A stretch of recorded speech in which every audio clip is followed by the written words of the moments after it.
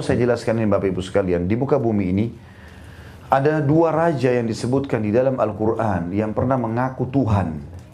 Tentu masih ada yang lain, tapi ini yang dikekalkan, ya. Ada Namrud di zaman Ibrahim alaihissalam dan ada Fir'aun di zaman Musa alaihissalam.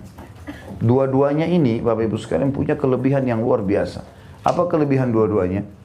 Dua-duanya ini tinggi, gagah, putih, secara fisik sempurna. Raja, ya. Kemudian kaya raya, keturunannya banyak, pasukan perangnya nggak pernah kalah, setengah dunia dikuasai. Namrud dulu berkuasa di Irak, di Babilonia, seluruh Asia dikuasai oleh Namrud di zamannya dia. Datang sekitar sekian ratus tahun yang lalu, sekian ratus tahun setelah itu, datang Fir'aun, berkuasa di Mesir dan seluruh Afrika dan Eropa di bawah kekuasaannya. Semua indikasi kekuasaan ada di tangan mereka. Dan gara-gara itu mereka ngaku Tuhan. Baik, coba kita masuk ke jendelanya Namrud ini. Bagaimana kehidupan dia sebenarnya? Namrud ini Bapak Ibu sekalian ngaku, saya Tuhan. Dan semua yang mengatakan dia Tuhan dikasih apa yang dia minta. Sampai seluruh masyarakat Babilonia percaya itu. Baiklah, dia Tuhan. Dikasih apa saja gitu. Subhanallah, Allah subhanahu wa ta'ala mengutus seorang nabi namanya Ibrahim alaihissalam. Kisahnya, waktu awal Namrud mengatakan dia Tuhan, hari pertama, malamnya dia mimpi. Kerajaannya semua kebakaran. Hancur. Lalu dia bilang, sama pengawal, sama penasihat-penasihatnya, bangunin semua. Apa takwil mimpi saya ini? Kata mereka, kami tidak tahu. Tapi kemungkinan ada satu orang yang bilang, malam ini ada bayi yang lahir di Babilonia, itu yang akan menghancurkan kerajaan Anda.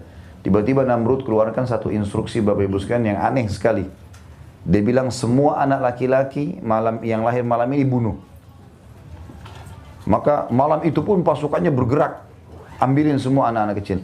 Kebetulan salah satu yang hadir penasehatnya dia namanya Azar. Azar ini ahli membuat patung.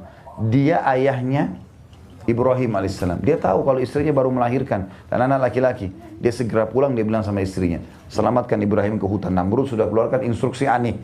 Semua anak laki-laki yang lahir malam ini dibunuh. Maka Nabi Ibrahim alaihissalam dibawa ke hutan. Namrud itu umurnya 30 tahun, Ibrahim masih bayi. Jadi selisih 30 tahun dengan Nabi Ibrahim alaihissalam. Ibrahim alaihissalam tinggal di hutan sampai umurnya 40 tahun. Jadi semua nabi-nabi diutus di umur 40 tahun. Sebagian ahli sejarah mengatakan lebih kurang dari itu. Tapi kita ambil misalnya hadis yang menjelaskan nabi-nabi diutus di umur 40 tahun. Masuklah dia ke kota Babilonia. Allah perintahkan dia untuk membatalkan ketuhanannya Namrud. Selama 40 tahun Namrud ngaku Tuhan, semuanya orang akui. Nggak ada yang pungkiri itu dari pengikutnya. Ibrahim alaihissalam datang ke tempat penyembahan mereka. Sampai sekarang masih ada kayak biarahnya. Kalau Bapak Ibu mungkin tidak sempat ke Irak, bisa sekarang mudah sekali di-search di Google foto peninggalan kerajaan Babilonia. Itu kerajaannya Namrud. Sampai sekarang masih ada kuil-kuilnya segala macam. Orang kalau ke Irak salah satu tempat kunjungan bersejarah di situ. Yang jelas Bapak Ibu sekalian, mereka punya seperti kuil besar, mengerucut kayak piramida tapi dia agak panjang-panjang batunya. Itu ada tangga kecil-kecil, jauh ke atas. Di atas itu tuh kayak tempat kotak saja. Dulu zaman Namrud ditaruh patung-patung.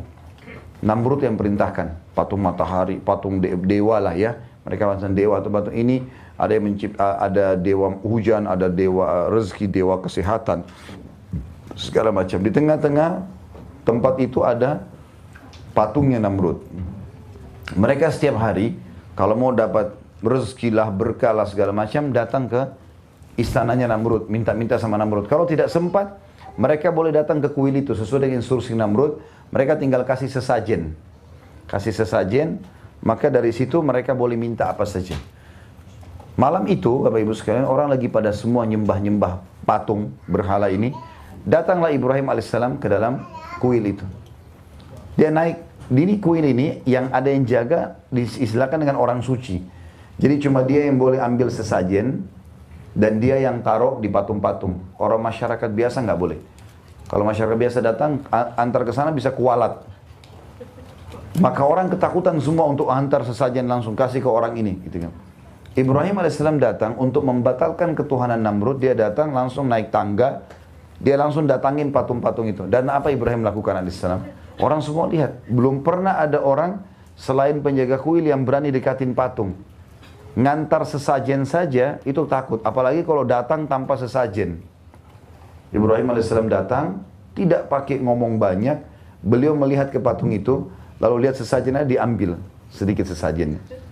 Lalu Ibrahim alaihissalam bilang, wahai yang dianggap Tuhan oleh masyarakat Babilonia, bicara sama patung itu, apa kau tidak marah karena saya ambil sesajenmu?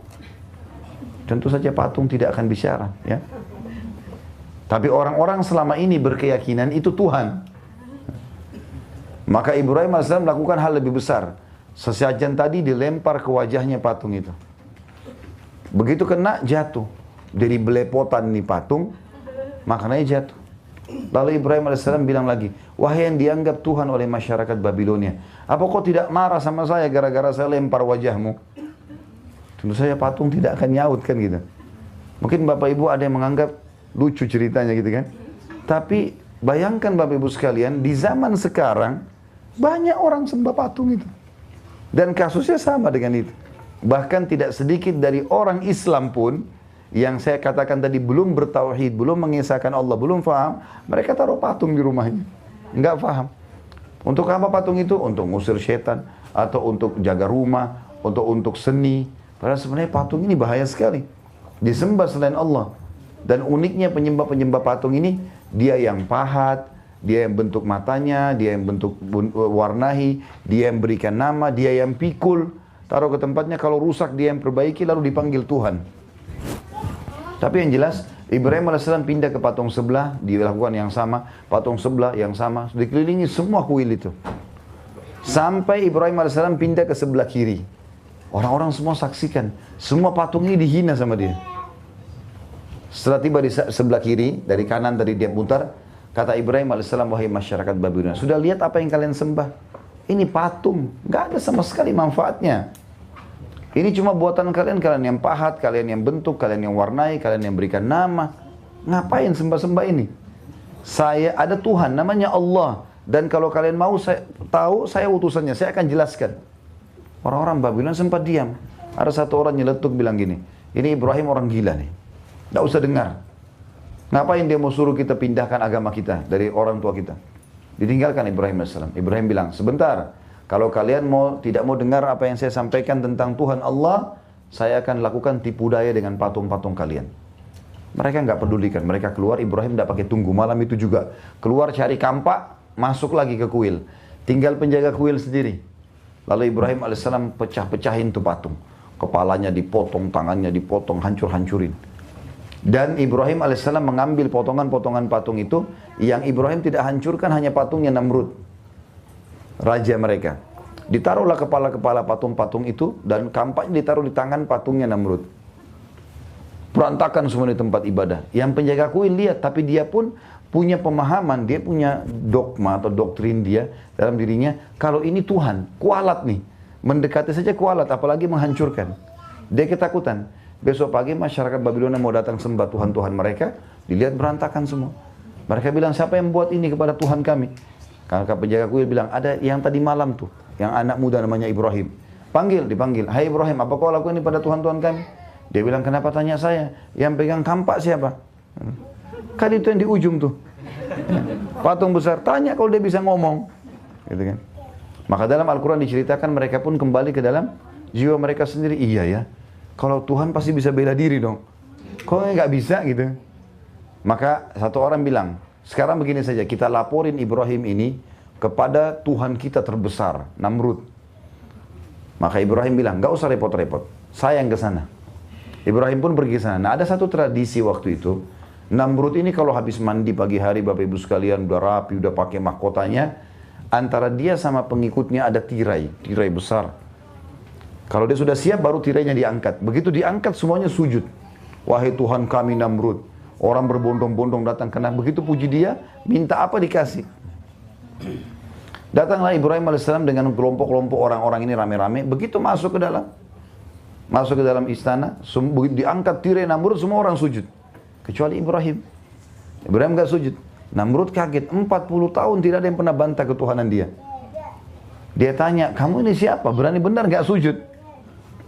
Lalu karena Ibrahim utusan Allah, dia mengatakan, wahai Namrud, Waktu itu Bapak Ibu sekalian tidak ada yang berani panggil namanya Namrud.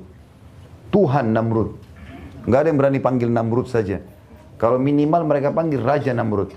Ini Ibrahim AS mengatakan, wahai Namrud. Allah langsung suruh. Begitu dipanggil namanya Namrud tanpa Tuhan, tanpa Raja, orang semua angkat kepalanya. Ini manusia aneh ini. Belum pernah mereka temukan 40 tahun keyakinan ini. Kata Ibrahim, wahai Namrud, dari mana kamu mengaku sebagai Tuhan? Kamu kan manusia biasa seperti saya.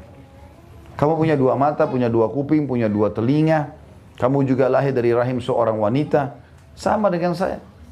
Kamu juga melalui proses bayi, anak-anak. Kemudian kamu dewasa seperti sekarang, tua. Dan kau akan mati. Ada Tuhan namanya Allah yang menghidupkan dan yang mematikan. Itu ada Tuhan Allah. Dan ya, dia menghidupkan dan mematikan. Lalu kata Namrud, karena Namrud tidak mau dipermalukan, maka dia bilang, hai Ibrahim, kalau kau mengaku Tuhanmu itu bisa menghidupkan dan mematikan, maka saya juga bisa. Mau bukti? Kata dia, tentu saja saya mau bukti. Kata Ibrahim. Lalu kata Namrud apa? Tangkap tuh 2 orang. Dia bilang sama pengawalnya, tangkap 2 orang yang lewat di depan istana. Siapa saja, bawa masuk. Maka ditangkaplah 2 orang, Bapak Ibu sekalian, dibawa masuk ke dalam istana.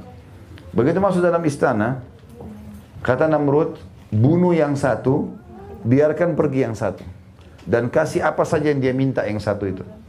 Maka yang satu dibunuh, yang satu dikasih hadiah. Sampai yang satu dikasih hadiah, puji-puji. Engkau yang mulia Tuhanku Namrud, kaulah betul sebagai Tuhan segala macam. Pergi. Kata Namrud apa? Lihat Ibrahim, saya bisa menghidupkan dan mematikan. Tentu ini kebodohan Bapak Ibu sekalian, karena orang yang disuruh pergi sudah hidup sebelumnya. Gitu kan? Cuma akal-akalan dia. Nabi Ibrahim AS dapat wahyu dari langit. Jibril AS datang menyampaikan, hai Ibrahim, orang ini percuma. Kalau kau ajak dialog di dunia, di bumi, dia akan berakal-akal terus. Tantang dia di langit. Di dalam surah Al-Baqarah Allah sebutkan bagaimana, tentu ini kisah-kisah ini disebutkan dalam surah Anbiya. Ada surah Ibrahim menjelaskan masalah ini ya. Saya tidak bacakan semua ayatnya, karena nanti akan ada banyak ayat kita akan tadabburi. Kita akan baca nanti. Saya berharap Bapak Ibu nanti buka HP-nya, buka program Al-Quran, terjemahannya juga dilihat. Kita akan bahas insya Allah 3 surah nanti. Tapi saya ambil beberapa ayatnya saja. Surah An-Nahl, surah Luqman, dan juga surah Ar-Rum. Ya. Untuk menjelaskan masalah dalil wahyunya. Ini masih secara akal dan histori manusia. Maka Ibrahim AS pada saat itu Bapak Ibu sekalian bilang, hai Namrud, Tuhanku dan Tuhanmu Allah setiap hari menerbitkan matahari dari timur, menerbenamkannya di barat. Pertanyaan saya, apa kau bisa? Kalau ngaku Tuhan, coba pindahkan sekarang, ganti. Dari barat ke timur. Maka kata Allah SWT, fabuhital ladzi kafar. Maka orang kafir itu nggak bisa nyaut. Karena jengkelnya sama Ibrahim AS, maka dia bilang penjarakan Ibrahim ini. Lalu dia kumpul dengan penasihat-penasihat, lalu dia mengatakan, saya mau membunuh Ibrahim. Tapi saya nggak mau mati biasa, saya mau mati yang spektakuler. Yang tidak ada lagi orang yang bantah ketuhanan saya setelah itu. Maka setelah musyawarah ternyata didapatlah cara membunuh yang paling menyakitkan, membakar. Kalau dibakar, dari awal dibakar sampai dia mati, sakit terus, gitu kan. Maka Namrud bilang, buat api terbesar di Babilonia yang belum pernah masyarakat lihat. Dibuatlah. Dengan sekian biaya, dengan banyak tenaga, dan sampai sekarang tungkuhan apinya Namrud masih ada peninggalannya. Di Babilonia masih ada. Dan Bapak Ibu kalau klik di Google ada semua itu. Gambar-gambar peninggalan kerajaan Namrud atau Babilonia. Yang jelas, dibuatlah api terbesar, sampai dikatakan dalam beberapa athar, saking panasnya, kalau ada burung jauh di atasnya api itu lewat, tetap jatuh hangus karena panasnya. Sebagian sejarah menyebutkan api itu dibuat setinggi istananya Namrud, 30 meter api. Untuk bakar manusia, ruangan 1 kali 1 meter, api sudah mati, terbakar. Tapi saking jengkelnya dia, dan supaya ketuhanannya tidak dibantah. Dan subhanallah, maha suci Allah, Allah selalu membuat orang-orang kafir seperti ini dibiarkan oleh Allah untuk menunjukkan kehebatannya, nanti baru Allah patahkan dengan hal yang kecil sekali.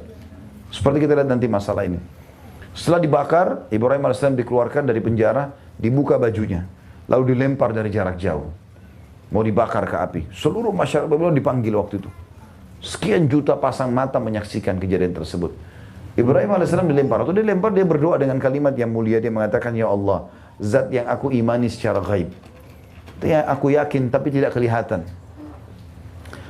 Aku yakin engkau telah menciptakan apa saja termasuk aku dan api ini. Maka jadikan api ini dingin dan keselamatan untukku.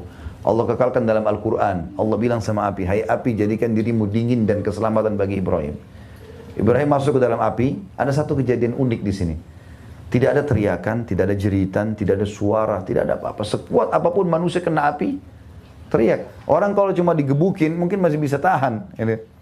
Tapi orang kena api susah. Pasti teriak, sekuat apapun dia. Nah ini orang semua bingung, kok nggak ada suara. Ibrahim tadi waktu dilempar masih hidup. Maka Namrud untuk menenangkan masyarakatnya dia mengatakan, oh Ibrahim sudah mati dari awal kena uap api saya. Orang percaya. Kata dia biarkan 3 hari.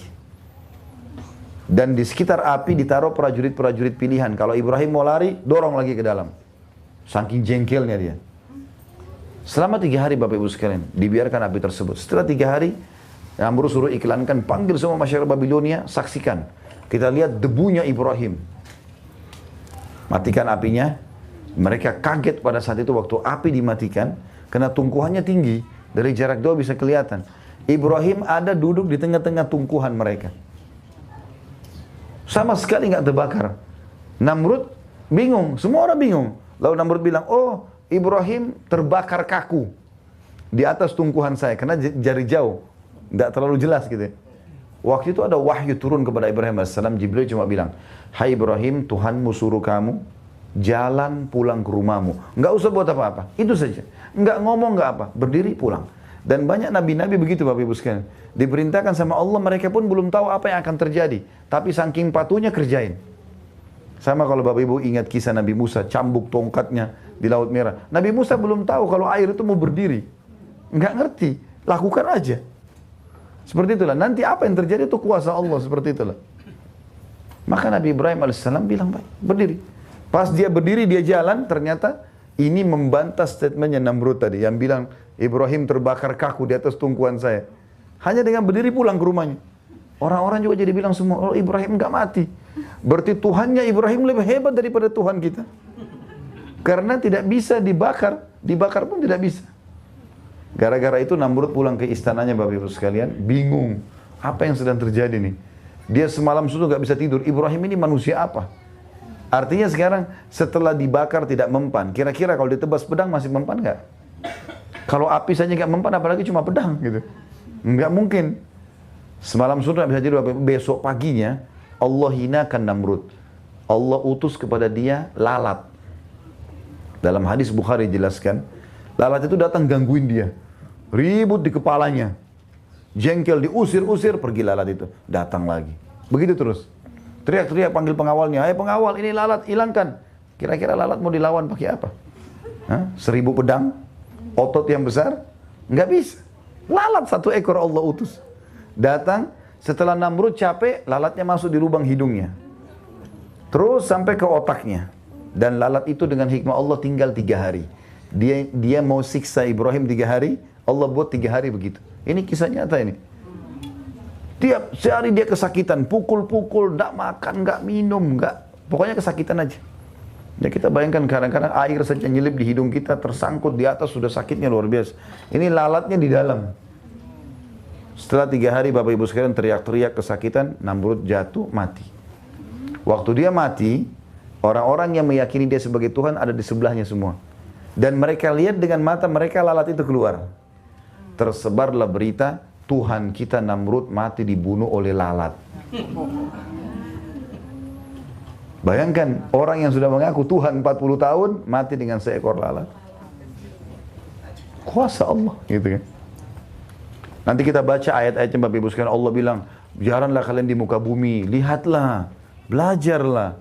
Jangan, begini Bapak Ibu sekalian, kalau kita mau berprestasi di sekolah, Bapak Ibu tanamkan kepada anak-anaknya itu. Saya juga tanamkan kepada anak-anak saya, berhasil. Saya pun dulu melakukan itu pada saat saya masih kuliah, alhamdulillah berhasil. Kalau kita berteman dengan orang-orang yang sudah sukses, orang yang juara di kelas, berhasil mengikuti, mengatur pola, mengikuti peraturan, kita akan sama dengan mereka. Berteman sama orang baik, kita jadi baik. Berteman sama orang sukses, kita sukses. Kita berteman sama orang malas, pengangguran, orang jahat, kita juga jadi seperti itu. Saya waktu di kelas di Madinah, Bapak Ibu sekalian lagi kuliah, saya pernah mengalami dua masa transisi itu. Transisi pertama saya duduk di belakang sekali di kelas. Di teman-teman saya di belakang ini pada tidur, dosen lagi ngomong, nulis-nulis kertas. Nggak ada kegiatan. Nggak ngerti apa yang disampaikan oleh dosen. Saya sambil dengar dosen sampai saya perhatikan perbuatan mereka. Terus beberapa hari kemudian saya pindah ke depan. Saya coba sama anak-anak yang rajin. Saya duduk dekat mereka, memang betul-betul auranya berbeda ini. Efeknya besar. Yang pada saat saya di belakang kemarin, saya juga ikut-ikutan mau malas. Waktu di depan, saya lihat mereka, dosen masuk, ditulis semuanya. Apa yang dia omongin, didengar, sampai 55 menit dosen keluar, itu mereka masih kejar lagi. Tadi apa itu? Masih dicatat, tertinggal. Jadi saya juga terikut seperti itu. Seperti itulah ya, keadaannya. Jadi pelajaran yang kita bisa ambil dari Namrud adalah kalau kita ikuti jejaknya juga, nggak ada Tuhan, sama ujungnya nanti. Akhirnya akan sama. Sebagaimana Allah selamatkan Ibrahim alaihissalam, berarti orang beriman diselamatkan. Itu historinya. Dan sejarah manusia tidak akan bohong. Nggak bisa dibohongi sejarah. Dan itu akan terulang. Allah mengatakan walan tajida li sunnatillahi tabdila. Tidak akan pernah kalian temukan perubahan dalam sistem yang Allah sudah ciptakan. Tidak bisa berubah. Siang, malam, populasi manusia ini akan terus begini. Bapak Ibu tahu nggak, air yang kita pakai sekarang ini bukan air baru loh. Air yang dari dulu pertama Allah ciptakan. Didaur ulang semua ini. Panas begini sekarang, mungkin kita kepanasan. Tahu fungsinya apa? Semua air muka bumi menguap nih. Ditampung di awan, difilter, keluar lagi dari bentuk hujan. Kayak gitu. Jadi difilter lagi sampai kalau turun hujan, Nabi Muhammad SAW buka imamahnya. Beliau buka bajunya, sedikit membasahkan air. Ditanya oleh para sahabat, kenapa ya Rasulullah? Kata Nabi SAW, air ini baru turun dari rahmat Tuhannya. Maksudnya baru bersih nih air nih. Baru lagi turun sekarang, kita layak pakai gitu. Sampai kata Nabi SAW, kalau turun hujan berdoalah. Karena rahmat Allah sedang turun. Gitu kan. Fakta-fakta banyak sekali misalnya itu. Begitu pula dengan Fir'aun, Bapak Ibu sekalian. Fir'aun 10 tahun Nabi Musa dakwahi. Fir'aun, jangan aku Tuhan, kamu manusia biasa. Enggak, saya Tuhan. Allah berikan banyak cobaan, tapi kita fokus ketiga. Cobaan pertama, Bapak Ibu sekalian, Allah perlihatkan kemahakuasanya kepada Fir'aun. Waktu Nabi Musa alaihissalam datang bilang, saya utusan Allah, jangan kau ngaku Tuhan, hai Fir'aun. Gitu kan. Maka apa kata mereka? Ini tiga agama, Yahudi, Nasrani, Islam tahu semua ini kisah Nabi Musa alaihissalam. Yang Ibrahim juga tadi tidak asing kisahnya, gitu kan. Orang semua yang profetis tahu masalah ini. Maka kata Fir'aun, apa buktinya kalau kau utusan Allah? Kata Musa, saya punya tanda-tanda mukjizat. Tongkat saya nih, dilempar tongkatnya jadi ular besar. Bahkan dalam riwayat dikatakan ular itu berusaha menyerang Fir'aun. Sampai dia bilang, berhentilah hai Musa, kembali, ambillah. Jangan dia menyakiti saya. Nabi Musa alaihissalam keluarkan tangannya dari kantongnya, keluar cahaya yang terang, menyilaukan matanya Fir'aun. Fir'aun tidak mau beriman. Apa yang dia bilang? Kau penyihir. Dan saya akan tantang kamu, saya akan tantang penyihir juga. Kata Musa, ini bukan sihir. Ini mukjizat. Untuk membuat kau taubat, sadar. Dan saya tidak butuh kerajaanmu kok. Kau beriman sama Allah, silahkan tetap jadi raja. Saya utusan Allah. Saya cuma sampaikan hukumnya. Hanya itu. Jalankan. Islam tidak pernah Bapak Ibu sekalian datang kepada kita. Dia masuk Islam lalu diambil harta kita semua. Nah, silakan. Mau kaya, tetap aja, silakan. Yang penting halal, ini konsepnya halal, jalankan. Dan selalu halal lebih banyak daripada yang haram. Allah haramkan babi, Allah ganti sapi, ayam, ikan, kuda, kelinci, banyak halal. Yang haram itu sedikit. Allah haramkan khamar, minuman keras, Allah ganti susu, madu, sirup, banyak gantinya. Allah larang zina, Allah buka nikah. Kan ada solusinya, bukan tidak ada gitu. Yang jelas Fir'aun panggil semua, iklankan. Waktu itu dia bilang, hai Musa, kapan kita tanding? Kata Musa, hari zina. Hari zina ini bukan hari berzina ya. Zina dalam bahasa Arab, kalau zinatun pakai ta, itu artinya perhiasan. Jadi Fir'aun punya satu hari besar waktu itu namanya hari zina. Hari itu dia keluarkan singgasananya di depan istananya. Semuanya singgasana itu permata-permata, mewah sekali. Dia pakai baju terbagusnya. Lalu masyarakatnya boleh datang minta apa saja. Sembah dia dikasih apa saja. Namanya hari zina. Kata Musa, hari zina kita janjian. Perang, tanding. Baiklah. Ya, kata Fir'aun, bagus kalau gitu. Kumpul semua orang dari Afrika waktu itu. Panggil, iklanin semua penyihir. Datang semua penyihir-penyihir hebatnya Afrika waktu itu. Kemudian datang, lalu mereka bilang sama Fir'aun, "Hai Fir'aun, apa balasan kami kalau kami menang?" Kata Fir'aun, "Kalian akan jadi orang dekat-dekat dengan saya. Kerja di kerajaan sudah selesai. Saya penuhi semua kebutuhannya." Lalu mereka sempat tanya, "Mana lawan kami?" Kata Fir'aun, "Tuh 2 orang sana, Musa sama Harun, adik kakak." Gitu kan. Kata mereka, "Untuk apa kami semua datang ini?" Beberapa riwayat menyebutkan ribuan penyihir. Bahkan ada yang menyebutkan puluhan ribu sampai 10.000 orang. Untuk apa kita semua lawan untuk 2 orang itu? Kata Fir'aun, "Lawan dulu, bunuh aja 2 orang itu." Maka mereka bilang, "Hai Musa, kau mau tunjukkan duluan atau kami tunjukkan duluan?" Kata Musa, "Silahkan tunjukkan duluan." Maka mereka pakai sihir namanya takhayyul. Merubah sebuah benda. Tempat tisu ini dengan kalimat sihir mantra bisa berubah jadi kayak apa, ya. Misalnya bergerak, jadi apa kotak, apalah batu bisa jadi ular segala macam. Tapi cuma mata manusia saja yang diganggu sama dia. Sebenarnya tidak ada itu. Namanya sihir takhayyul. Kata Allah, "Yukhayyalu min sihrihim annaha tas'a." Mereka mengubah itu, tali-tali yang mereka lempar jadi ular-ular yang bergerak. Orang semua bersorak-sorak, hebat nih. Nabi Musa alaihissalam disuruh oleh Allah, Nabi Jibril datang, lempar tongkatmu. Dilempar tongkatnya Nabi Musa, berubah jadi ular besar. Dan sihir ini, kalau sihir takhayyul Bapak Ibu sekalian, ada orang demo di depan Bapak Ibu lempar kayu jadi ular lah, apalah segala macam. Ini kalau Bapak Ibu baca bismillah, pegang, kembali ke asalnya. Enggak akan berpengaruh namanya sihir takhayyul, cuma membuat begitu saja, mengganggu mata orang. Maka penyihir-penyihir ini akhirnya beriman kepada Allah dan kepada risalah Nabi Musa gara-gara apa? Waktu Nabi Musa lempar tongkatnya berubah jadi ular besar, ularnya jalan dan ularnya makan ular-ular kecilnya penyihir-penyihirnya Fir'aun itu. Makanya dalam Al-Quran diceritakan, maka semua penyihir Fir'aun sujud langsung. Kami beriman kepada Tuhannya Musa. Kata Fir'aun, "Bagaimana kalian bisa beriman? Pasti kalian diajar oleh guru kalian si Musa nih." Bukannya beriman sama Allah, semua penyihirnya sujud dan beriman sama Allah, dia enggak mau. Datang cobaan yang kedua. Allah datangkan peceklik di Mesir, kering, enggak ada air. Sampai sungai Nil pun habis airnya. Enggak ada. Bersekian tahun tidak turun hujan. Fir'aun sudah keluarkan duitnya, kerahkan semua pasukannya, idehnya, segala macam, nggak bisa. Sampai sungai Nil dilemparin tumbal. Ya, nggak ada gunanya. Akhirnya Fir'aun bilang, "Panggil semua orang-orang yang bisa bawa air dari Afrika, atau utus orang ke sana, seluruh wilayah Afrika, datangkan, bayar walaupun mahal." Allah biarkan. Sampai terakhir, air sudah habis, Afrika pun kering. Sampai-sampai pasukan Fir'aun yang datang ambil air, itu mereka kena kehausan, minum airnya di tengah jalan, tidak bisa air sampai di Fir'aun.